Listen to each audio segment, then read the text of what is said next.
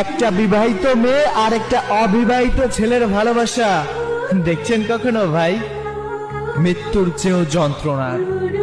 ভালোবাসার ভালো লাগা এক নয় রে ভাই। কিছু ভালোবাসা শুধু দূর থেকেই সুন্দর হয়, কাছে গিয়ে দেখতে গেলে আপনি আগুনে পুড়ে হবেন ছাই।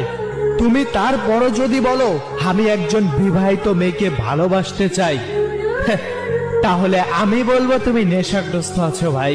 তুমি হয়তো গলা কাটা মুরগির ছটফট করা দেখো নাই।